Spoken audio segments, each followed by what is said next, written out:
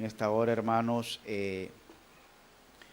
vayamos allá al Evangelio de Mateo,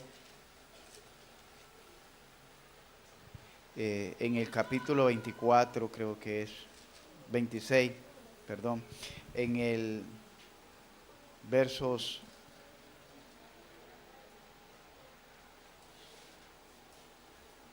17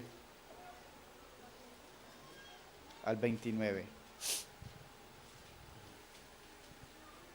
Mateo capítulo 26 del versos 17 al versos 29. 30, el verso 30, ahí lo quedamos, el verso 30. Nos ponemos en pie para que lo leamos de manera antifonal.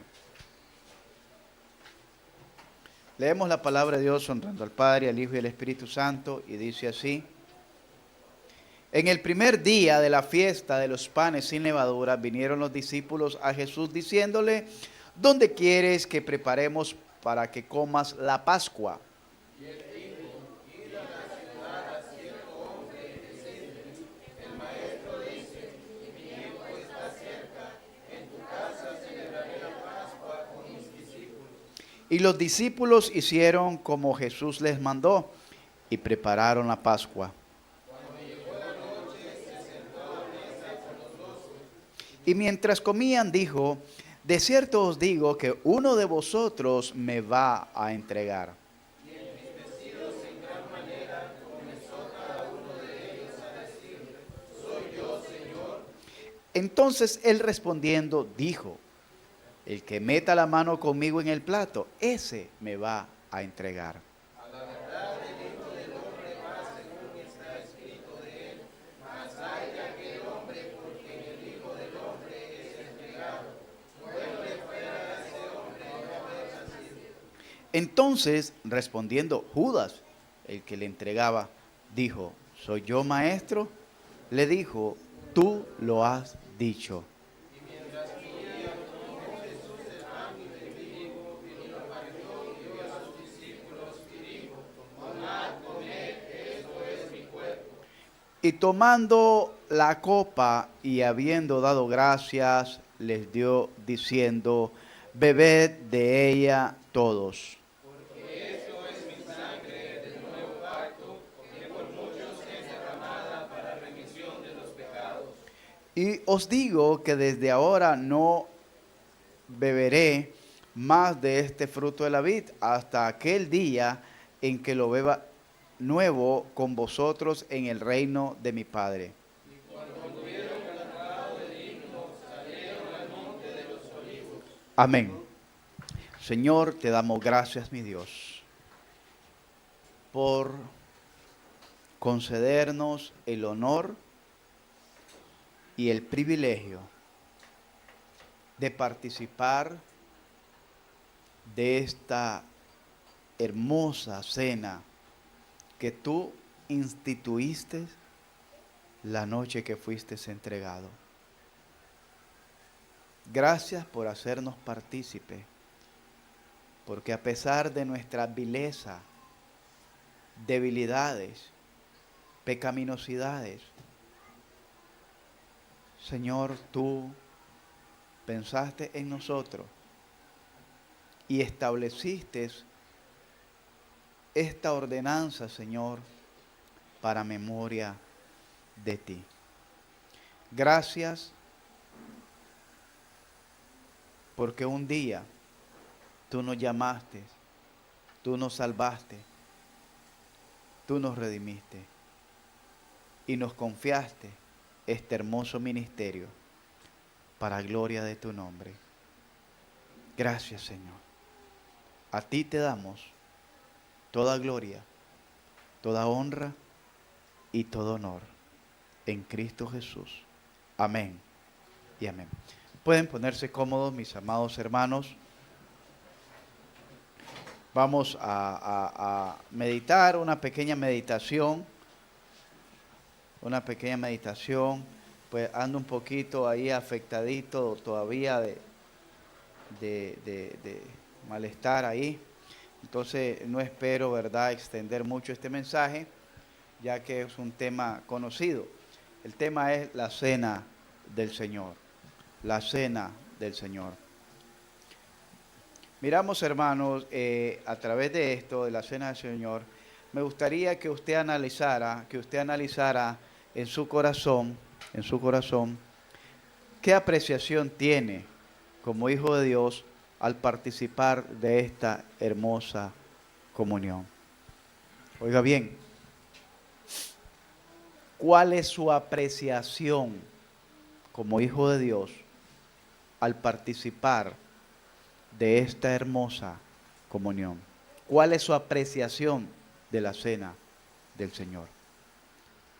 ¿O cuál es nuestro concepto en relación a la cena del Señor? ¿Qué concepto tenemos?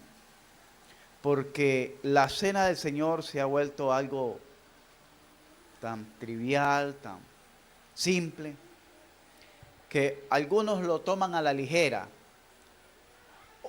en el sentido de tomarlo como cualquier cosa, y otros lo dejan a la ligera, así como dejar cualquier actividad secular sin darle la importancia. Es más, hay iglesias que han dejado de practicar y de cumplir esta hermosa ordenanza. Hay otros que han tergiversado esta hermosa ceremonia de la cena del Señor. La han hecho como un festín, otros lo han hecho como parte de una rutina religiosa que se tiene que hacer porque se tiene que hacer. Pero la pregunta es, ¿qué apreciación tenemos cada uno de nosotros como hijos de Dios al participar de esta comunión? ¿Cuál es su apreciación hacia la cena del Señor? Para usted, ¿qué representa la cena del Señor? ¿Qué importancia tiene la cena del Señor? ¿Qué valor tiene la cena del Señor? ¿O qué concepto usted tiene acerca de la cena del Señor?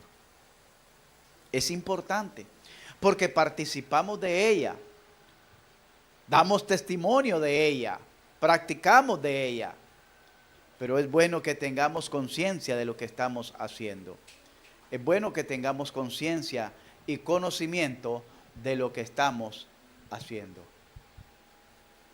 Si me regala un poquito más de... Vamos a ver, hermano, que la cena del Señor, en primer lugar, la cena del Señor fue instituida por Jesús en la última Pascua que participó con sus discípulos. Oiga bien, esto no fue algo que se le ocurrió a Jesús por ocurrírsele. Fue instituida, ahí donde leímos, por la última Pascua. ¿Qué representaba la Pascua para el pueblo de Israel? Un recordatorio de cómo Dios los libró de la servidumbre de Egipto y ocupó un cordero para remisión de los pecados. ¿Por qué? Porque la Pascua significa pasar por alto. Y Dios pasó por alto, dice que el ángel de la muerte pasaba por alto donde había aquella sangre en los dinteles de las casas, de las puertas, de las ventanas, y miraba entonces la sangre y entonces el ángel de la muerte pasaba por alto y afectaba a aquellas casas, principalmente a los egipcios que no habían rociado con esa sangre. De igual manera, Jesucristo nos está enseñando que el ángel de la muerte no pasará para aquellos que han sido rociados con la sangre, no del viejo pacto, sino con la sangre del nuevo pacto. Porque ya la muerte ya no se enseñorea de nosotros, sino que nosotros dormimos, vivimos, porque la muerte es la separación de Dios con el hombre.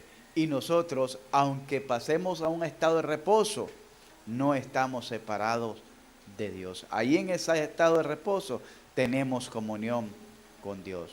Entonces miramos que la cena del Señor fue instituida después de la última Pascua. Ellos celebraron la Pascua y la Pascua era comer el cordero asado con hierbas amargas. La Pascua, el cordero representaba a Jesucristo y la hierba amarga, el sacrificio vicario que iba a sufrir Cristo por nosotros, las hierbas amargas. Miramos, hermanos, que fue instituida por Jesucristo. En primer lugar, podemos ver como un acto de recordatorio del sacrificio vicario de Jesús por nosotros. La cena del Señor, oiga bien, allí en Mateo donde estamos, fue instituida por Jesús como un acto de recordatorio del sacrificio vicario de Jesús por nosotros. Vayamos a Lucas 22:19. Lucas 22:19. Y tomó el pan y dio gracias, y lo partió y les dio, diciendo, oiga bien, este es mi cuerpo que por vosotros es entregado o es dado. Haced esto en memoria de mí. La cena del Señor fue instituida como un acto de recordatorio del sacrificio vicario de Jesucristo por nosotros, porque el cuerpo que Él entregó, dice que lo entregó por nosotros, es decir, Él llevó nuestras culpas en la cruz del Calvario. En la cruz del Calvario Él cargó con nuestras culpas, Él cargó con nuestros pecados, Él cargó con la ira de Dios que deberíamos de haber cargado cada uno de nosotros. Y dice, este pan representa mi cuerpo que por cada uno de ustedes es entregado. Y cuando lo tomen, háganlo en memoria de mí. Esa memoria generalmente suele recordarse solo en los días de Semana Santa. Jueves, viernes, la pasión de Cristo. Oiga bien, la cena del Señor debía celebrarse cada primer día de la semana. Debía celebrarse. Nosotros por lo menos la hacemos una vez al mes. Porque cada fin de semana, cada primer día de la semana, deberían de recordar quién murió en su lugar. Quién pagó por cada uno de tus errores. ¿Quién pagó por cada uno de tus pecados? ¿Quién pagó por cada una de tus faltas? ¿Quién ocupó tu lugar de tormento? Yo creo que eso debería de hacernos reflexionar. La cena del Señor, por lo tanto, no es algo a la ligera. La cena del Señor fue instituida por Jesucristo en la última Pascua, que participó con sus discípulos como un acto de recordatorio del sacrificio vicario. La palabra vicario es sustituto por nosotros. También dice que fue instituida por Jesús en la última Pascua que participó con sus discípulos como un acto de recordatorio del derramamiento de su sangre por nuestros pecados. Una cosa es que Él haya ocupado el lugar, ocupó el lugar en la cruz. Otra cosa es que Él derramó su sangre. Ahora, ¿a partir de cuándo comenzó Jesús a derramar su sangre por nosotros? Eso debería ser una buena pregunta. Jesús comenzó a derramar su sangre no cuando lo clavaron, hermano. Jesús comenzó a derramar su sangre cuando estaba orando por usted y por mí allá en el Getsemaní. Oiga bien, dice que de su frente caía sudor como gotas de sangre.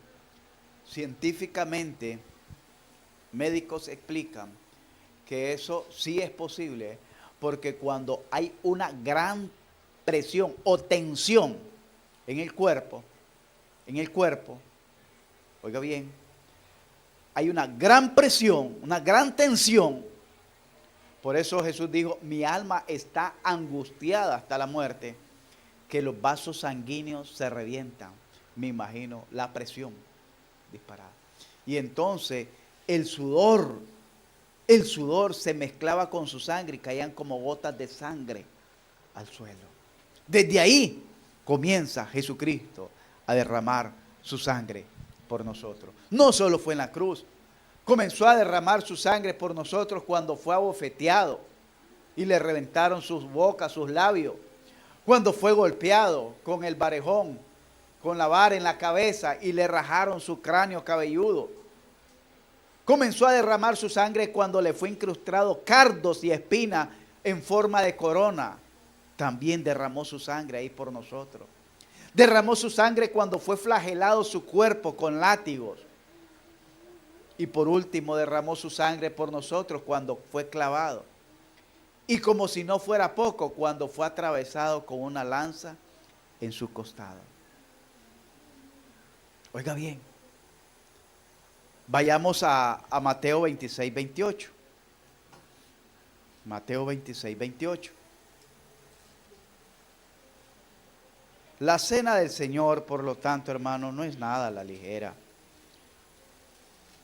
La cena del Señor, por eso Él dijo, hacerlo en memoria de mí. Verso 28 dice, porque esto es mi sangre, sangre del nuevo pacto, sangre de la nueva alianza, que por muchos, no dice por todo el mundo, dice por muchos es derramada. ¿Para qué? Para remisión de los pecados. Para remisión de los pecados. La cena del Señor fue instituida por Jesús en la última Pascua, dijimos, como un acto de recordatorio del sacrificio vicario de Jesús por nosotros. Como un acto de recordatorio del derramamiento de su sangre por nuestros pecados. Y es un acto solemne de adoración a Dios. Oiga bien, qué lástima que cuando estamos en la Santa Cena su mente esté proyectada en que mañana tiene que ir a trabajar y que va a llegar tarde y que el pastor ya se dilató y tengo que ir a hacer cena, ir a lavar trastes porque mañana tengo que levantarme tarde, temprano para ir al trabajo.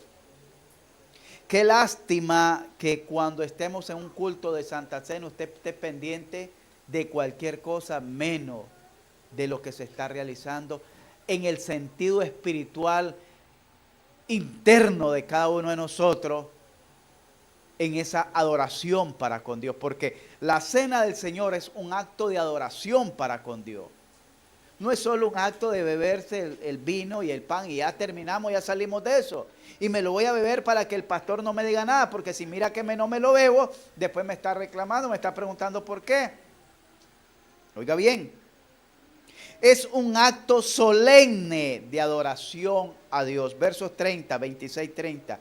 Y cuando hubieron cantado el himno, salieron al monte de los olivos. Me gustó lo que me dice el hermano. Vamos a terminar después una estrofa, un himno. Porque ¿con qué cerraron? No cerraron con una bachata, no cerraron con una ranchera, no cerraron con nada de reggaetón cristiano ni nada de eso. Dice que Jesús cierra la hermosa ceremonia que está estableciendo, que ya no es aquel corderito que van a sacrificar, sino que ahora es Él el Cordero, como dijo Juan el Bautista, he aquí el Cordero de Dios que quita el pecado o que carga el pecado del mundo. Entonces ahora Jesús pone su vida como un cordero, pero cierra esa ceremonia con un precioso himno de adoración. Porque la cena del Señor no es cualquier cosa. No es un momento de plática, no es un momento de jugaterías, de hacer cualquier cosa. Es un momento solemne de recordatorio de lo que Jesús hizo por nosotros. Amén. En segundo punto que tengo aquí, La cena del Señor fue instituida para la iglesia por el apóstol Pablo. Ahí donde habíamos leído, llevó la lectura del hermano Byron, vamos a 1 Corintios capítulo 11, y dice que la cena del Señor fue instituida para la iglesia por el apóstol Pablo. Algunos dicen que ya se practicaba en la iglesia primitiva. Puede ser, no lo niego, pero la Biblia no lo muestra. Solo dice que participaban del pan, pero la cena del Señor es participar del pan y del vino. ¿Ve? Pero vamos a ver que el apóstol Pablo es que hace referencia con detalles en el verso 23 y dice, 11:23, 1 Corintios, porque yo recibí del Señor lo que también os he enseñado.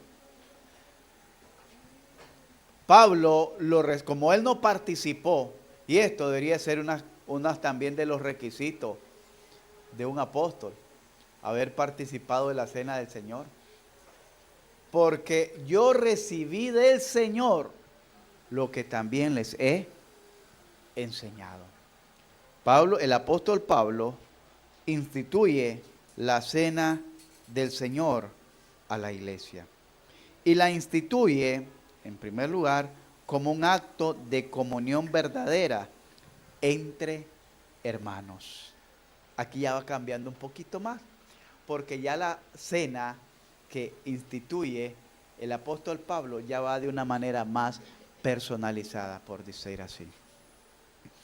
La instituye como un acto de comunión verdadera entre hermanos.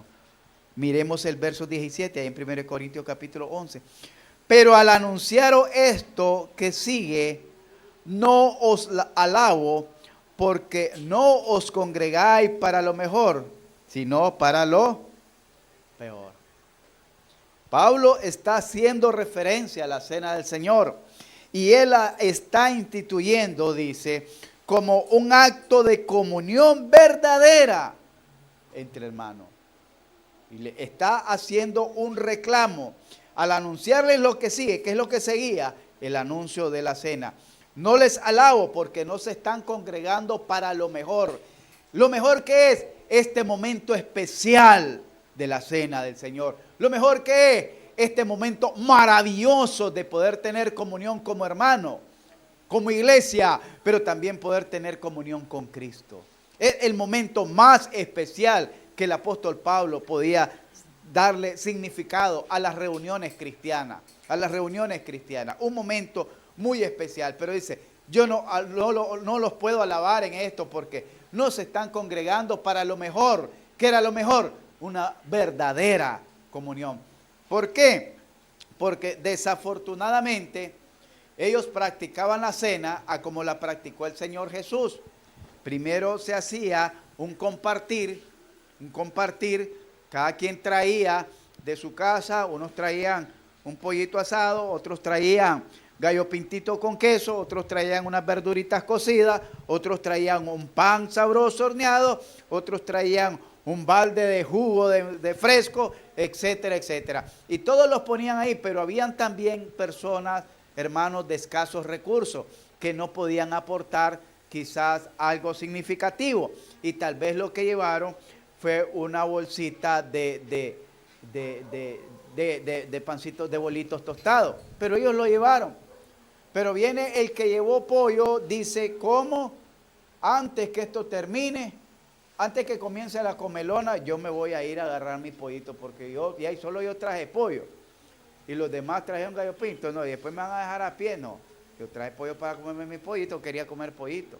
Y entonces así uno a uno venía agarrando, y aquel que no traía nada, o aquel que había llevado el pancito tostado, aquel que había llevado solo la tortillita con sal, se quedaba reprimido, y el que no llevaba nada, pues se quedaba solo velando. Por eso dice que el apóstol Pablo les recrimina esto que hicieron, porque Pablo instituye la cena como un acto de comunión verdadera entre hermanos. Gracias al Señor Jesucristo y a sus muchas misericordias, que las veces que aquí hemos hecho un compartir, todos hemos participado. Y mayormente en consumir. Y eso es lo mejor. Yo le he ayudado bastante en eso. Me he esforzado mucho. Créanme, en consumir. Ahí está mi mayor aportación. Fue instituida por el apóstol Pablo como un acto de comunión verdadera. Primero dijimos, ¿con quién? Con los hermanos. Pero también comunión verdadera con Jesucristo. Primera de Corintios 11, 26. Dice, así pues, todas las veces que comieran, no dice algunas veces, no dice solo cuando toquemos este punto. Así pues, todas las veces que comieres este pan y bebieres esta copa, la muerte del Señor anunciáis hasta que Él. Eso es una verdadera comunión con Jesucristo. Porque ¿qué es anunciar? ¿Qué es anunciar la muerte del Señor hasta la esperanza de su venida? Porque la mayoría de cristianos, ¿qué es lo que espera? ¿Cuál es nuestra esperanza? La segunda venida de nuestro Señor Jesucristo. ¿Cuánto esperamos la segunda venida de nuestro Señor Jesucristo? Yo creo que todo. Todo. Ya sea que venga hoy o mañana, ya sea que venga primero por su iglesia o que venga de un solo por su iglesia, no importa. Lo que importa es que Jesucristo viene y nada ni nadie lo detiene. Y eso es lo que nos llena de gozo y satisfacción, que Él viene por su iglesia, en su tiempo y en su forma, pero Él viene por su iglesia. Entonces, dice que es una verdadera comunión con Jesucristo. Cuando nosotros participamos, cada vez que la comemos, traemos y anunciamos ¿qué? ¿Qué es anunciar la muerte? Anunciar el Evangelio de Jesucristo. ¿Y qué anunciar hasta que Él venga? La esperanza gloriosa en Jesucristo. Oiga bien. ¿Y por qué hablamos de una verdadera comunión con Jesucristo? Porque para que usted pueda anunciar, preste atención, la muerte del Señor y su regreso, quiere decir que usted, su fe está puesta en Jesucristo. Es una persona, es un hermano, es un cristiano, es un hijo de Dios que está viviendo en esa fe, que no está dudando, que no está vacilando, que no está jugando, sino que está puesto con seguridad, con firmeza, con convicción. Yo anuncio la muerte de Jesucristo. ¿Por qué? Porque su muerte me da testimonio de que Él cargó con mis pecados, cargó con mi culpa, Él limpió mis pecados. Y espero su segunda venida como resultado de su resurrección, que es la esperanza gloriosa de la vida eterna con Dios allá en los cielos. Entonces tengo que tener fe y tengo que tener convicción. Y para poder tener fe y convicción, tengo que tener comunión, una comunión verdadera con Jesucristo. El apóstol Pablo, oiga bien, instituye esta hermosa cena del Señor como un acto de verdadera comunión entre hermanos y como un acto de verdadera comunión con Jesucristo. También,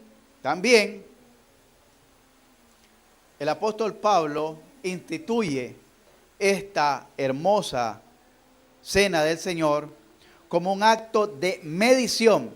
Oiga bien, como un acto de medición, reflexión en nuestra relación espiritual con los demás. Un acto de medición, reflexión en relación espiritual con los demás. Ya les voy a decir por qué. ¿Cómo estaba la iglesia de Corinto en los capítulos anteriores? En divisiones. ¿Cómo estaba la iglesia de Corinto en los capítulos anteriores? En pecado, en fornicación. ¿Cómo estaba la iglesia de los Corintios en los capítulos anteriores? En pleitos, en los juzgados. ¿Cómo estaba la iglesia de Corintios en los capítulos anteriores? Estaba participando de lo sacrificado a los ídolos, que a eso se le llama sacrilegio. ¿Cómo estaba la iglesia de Corintios en los capítulos anteriores, uniéndose en yugos desigual, creyentes con incrédulos, en problemas del matrimonio, en divorcio, en separaciones, que nos habla el capítulo 7 y 8. Así estaba la iglesia. Pero este acto que le está diciendo, y que por eso dice, en lo que les voy a hablar a continuación, no lo alabo, porque miramos cómo estaba la iglesia. Había egoísmo, no había amor, había separación, había distinción entre los pudientes, los medio pudientes y los no pudientes. Había una distinción, una discriminación en la iglesia. Por eso lo pone como un acto de medición, reflexión en nuestra relación espiritual con los demás. ¿Cómo está mi relación espiritual con mi hermana? ¿Cómo está mi relación espiritual con mi hermano? ¿Qué gozo siento yo al ver a mi hermano? ¿Qué satisfacción me da a mí al ver a mi hermana venir a la iglesia? ¿Qué preocupación y qué angustia me da ver que mi hermano o mi hermana ya no está viniendo a la iglesia? Es importante. Por eso la cena la pone como un acto de medición, reflexión en nuestra relación espiritual. Y usted dirá, ¿y dónde saca eso? Vayamos a 1 Corintios 11 del verso 27. Dice, de manera que cualquiera que comiere este pan o bebiera esta copa indignamente, será culpado del cuerpo y de la sangre del Señor. A eso se refiere. No se refiere a si lo merecemos, porque ninguno lo merecemos, ninguno somos dignos, en relación a merecer. Pero aquí cuando está hablando indignamente es cómo está tu vida espiritual en relación con los demás. Por eso les decía que viene un relato, un antecedente solo de queja, solo de problema, solo de queja y solo de problema que estaba viviendo la iglesia de Corintio. Y termina con esa discriminación que hasta para participar de la cena del Señor, ni ahí había paz, ni ahí había amor, ni ahí había comunión, porque uno se adelantaba a tomar lo suyo. Vamos a hacernos esta pregunta en relación a esta medición, porque la cena del Señor es como un termómetro que nos va midiendo qué tan fiel estamos con el Señor. Por eso muchos hermanos que se sienten mal, para no dar a conocer su estado espiritual, mejor no vienen a los cultos de cena del Señor. Y es doble pecado el que cometen. Porque en virtud de ponerse a cuenta, en virtud de arrepentirse porque si no lo hacen es porque saben que han hecho algo indebido. En virtud de ponerse a cuenta con Dios, que dijo, venid luego y estemos a cuenta. En virtud de ponerse a cuenta con su prójimo, que dijo, no se ponga el sol sobre tu enojo, no llegue a la noche con ese problema, no llegue a la noche con ese malestar, no llegue a la noche a la cama a dormir con ese problema, con ese disgusto. En virtud de poner su orgullo barato e inútil, en virtud de poner, como dijo Pablo ahí también en Corintios, capítulo 6, en virtud de sufrir el agravio, mejor se enflatan en su ego y de ahí nadie lo saca porque yo tengo la razón y prefiero no ir a tomar la cena del Señor, menospreciar su mesa, menospreciar su pan, menospreciar el sacrificio, menospreciar la sangre que derramó Jesucristo desde que estaba orando por nosotros en el Getsemaní, menospreciar la comunión de los santos, que de poner un orgullo, una discusión, algo tan sencillo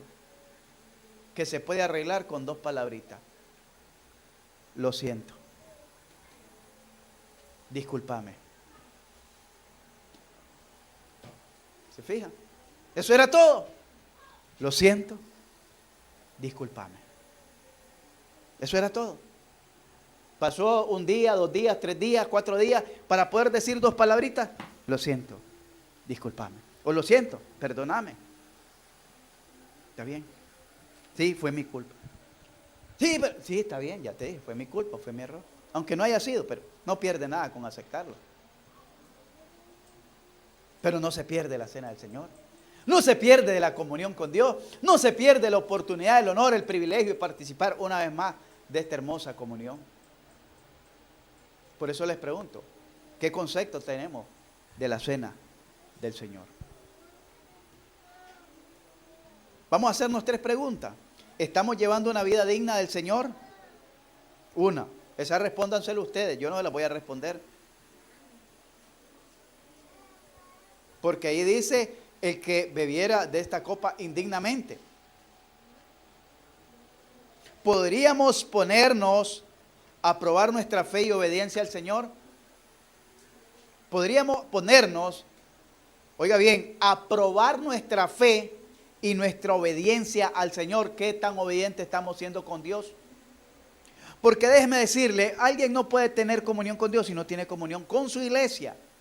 Alguien no puede tener obediencia con Dios si no tiene obediencia con su iglesia. Lastimosamente. Porque lo que dejó aquí Cristo en la tierra fue la iglesia. Y si no pasa la prueba de la iglesia, está reprobado. Está reprobado. Por eso le digo, podemos probar nuestra fe y nuestra obediencia al Señor, poner la prueba, Señor, mi fe, que en momentos puede debilitarse, Señor, pero tú sabes que yo no he echado pie atrás. Yo no te he negado, Señor. Yo no he rehuido. He tenido debilidad. Quizás, Señor, en alguna área no he sido completamente fiel, pero aquí estoy. Tú sabes también, Señor, que yo me he esforzado. Tú sabes, Señor, que yo he tratado de hacerlo mejor. Tú sabes, Señor, que yo he dado mi tiempo. He participado de mis recursos. Aquí estoy, Señor. No he blasfemado tu nombre. No he dado a blasfemar tu nombre allá en la calle también. Me esfuerzo por dar un testimonio, Señor. Me esfuerzo por servirte en la iglesia. Me esfuerzo por hacerlo mejor. No soy perfecto, pero una cosa hago. Busco la perfección. ¿Podemos probar nuestra fe y obediencia al Señor? No le estoy diciendo que usted sí es perfecto, pero está en busca de esa perfección. Está buscando y se está esforzando por vivir en esa paz, en esa armonía. La otra pregunta que nos manda ahí el apóstol, porque es como un acto, dijimos, de medición y reflexión. Entonces ahí meditamos, estamos llevando una vida digna del Señor, podemos probar nuestra fe y obediencia al Señor, o podemos examinarnos en nuestra conducta, en nuestras palabras, en nuestras acciones que glorifican a Dios. Es decir, porque ahí dice, verso 31, si pues nos examinamos a nosotros mismos, no seríamos juzgados. Señor, mi conducta la estoy llevando conforme al modelo que tú estableciste en tu palabra. Dice, ninguna palabra corrompida salga de nuestra boca. O aquí todos tienen boquita de santo porque ni para decir amén la abren. Pero así son en la casa cuando están acaloradas las cosas. Mantienen su boquita cerrada. O dan la palabra suave para apaciguar la ira. O comienzan a decirse barbaridades. Examinémonos en nuestra conducta, examinémonos en nuestras palabras, examinémonos en nuestras acciones. Si con mi acción, con mi actitud, oiga bien, con mi actitud yo estoy glorificando a Dios o estoy glorificándome a sí mismo. Si con esta acción que voy a tomar voy a glorificar a Dios, siempre pensemos eso, con mi actitud, con mi posición, ¿estoy glorificando a Dios o estoy dando un mal testimonio como hijo de Dios? Examinémonos. Entonces, la cena que pone aquí el apóstol Pablo también la pone como un acto de medición, de reflexión en nuestra relación espiritual con los demás. Y por último, la cena del Señor fue instituida para mantener la comunión entre hermanos y Jesucristo. Oiga bien, la cena del Señor fue instituida para mantener la comunión entre hermanos y Jesucristo, con el propósito de anunciar su evangelio glorioso. Amén. La cena del Señor, repito, fue instituida para mantener la comunión entre hermanos y Jesucristo. Aquí, ella es mi esposa, pero también es mi hermana. Entonces, doble comunión, qué esfuerzo que tengo que hacer, mantener mi comunión con ella, como esposa y como hermana, para también poder mantener mi comunión con Jesucristo, con el propósito de anunciar su evangelio glorioso, con el propósito de anunciar su evangelio glorioso. ¿Qué queremos decir con esto? Hermano, una persona que deliberadamente no toma la cena, tampoco debería, digo yo, tampoco debería de participar en ninguna otra actividad de la iglesia.